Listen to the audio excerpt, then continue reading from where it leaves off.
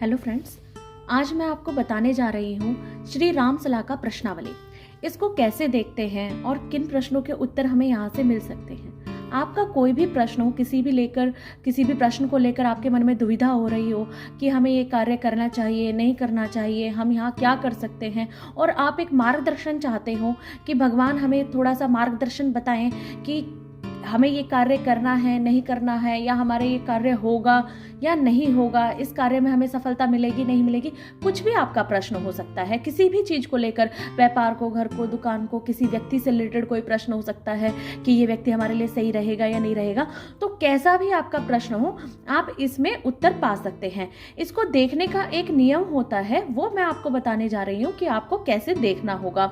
उसके लिए आपको क्या करना होगा कि जिस दिन आप श्री राम सलाह का प्रश्नावली में अपने प्रश्न को पूछेंगे या देखेंगे कि उसका हमें क्या मार्गदर्शन दे रहे हैं भगवान, तो उससे एक दिन पहले शाम के समय आपने भगवान को न्योता देना है कि हे भगवान जी, आप हमारा मार्गदर्शन करें और हमें बताएं कि हमारे लिए क्या उचित है, क्या अनुचित है। आपको घी का दिया जला लेना है और भगवान से बैठकर प्रार्थना करनी है और न्योता देना है। फिर उसके बाद रामायण में अगले दिन आपने सुबह उठकर फिर घी का दीपक जलाकर और प्रार्थना करनी है। उसके बाद भगवान जी का ध्यान करते हुए, श्री रामचंद्र जी का ध्यान करते हुए आपने प्रश्नावली में, श्री राम सलाह में आपने पूछना है अपने प्रश्न को आप मन में बोलेंगे और फिर भगवान से कहेंगे कि आप मेरा मार्गदर्शन करें। उसके बाद में यहाँ पर आप किसी भी कोष्टक में आप उंगली रखेंगे और जिस भी कोष्टक में आप उंगली रखते हैं वहीं से आपको आगे से 9 गिनने हैं।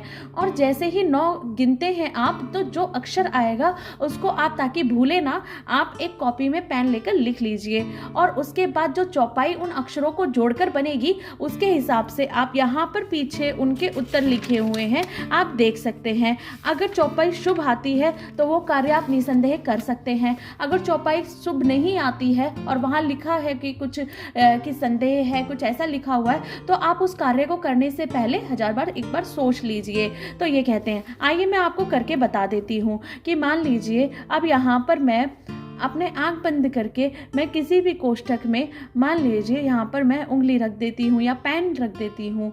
तो मैंने यहाँ पर मान लीजिए रख दिया, तो ये अक्षर आया सा। तो यहाँ पर जब सा अक्षर आया तो मैं यहाँ पर लिख लेती हूँ कि सा अक्षर यहाँ पर आया है।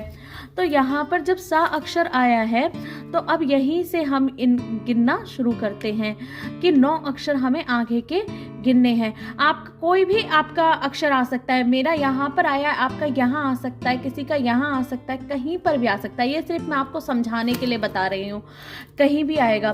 तो यहीं से आप फिर 9 अक्षर गिनने शुरू कर देंगे। तो यहाँ से 9 अक्षर गिनते हैं तो क्या होगा, 1 2 3 4 5 6 7 8 9। फिर दोबारा सा आया है तो मैं यहाँ पर फिर दोबारा से यहाँ पर अपने उसमें सा लिख लेती हूँ। फिर उसके बाद में अब देखिए, यहाँ से अब मैं गिनती हूँ 1 2 3 4 5 6 7 8 9। मी आता है, फिर मैंने मी लिख लिया यहाँ पर 1 2 3 4 5 6 7 8 9। फिर रा लिख लिया है 1 2 3 4 5 6 7 8 9। फिर रा आया है, फिर रा लिख लेते हैं 1 2 3 4 5 6 7 8 9। तो यहाँ पे फिर ना आया है, तो समीरा रन। तो मैंने यहाँ पर इस तरीके से यहाँ पर लिख लिया है। अब मैं पहले देख लेती हूँ यहीं से कि ये 2 अक्षर किस चौपाई में आते हैं, इस तरीके से देख लेते हैं। और उसके बाद जब हम देखते हैं तो यहाँ पे ये चौपाइयाँ देखिए लिखी हुई हैं। जब मैं यहाँ पर देखती हूँ तो मेरे को एकदम से दिखता है कि यहाँ पर आता है समीरा रन, ये आ रही है चौपाई। यहाँ पर 7वीं चौपाई है। तो यहाँ क्या लिखा है, यह चौपाई लंका कांड में रावण के मृत्यु के पश्चात मंदोदरी के विलाप के प्रसंग में है, कार्य पूर्ण होने में संदेह है। तो यानी कि वैसे तो मैंने ये सिर्फ आपको समझाने के लिए ऐसे ही रख दिया था, मेरा ऐसा कोई प्रश्न था नहीं। तो फिर भी अगर इस तरीके से आता है आपका, तो एक बार उस कार्य को करने से पहले आप सोच लीजिए, ठीक है। अब कोई भी आता है तो अगर ये वाली चौपाई आ जाती है तो शुभ है, तो आप उस कार्य को कर सकते हैं। मान लीजिए यहाँ आपका आ जाता है तो उसके बाद में 1 2 3 4 5 6 7 8 9 लिख लीजिए।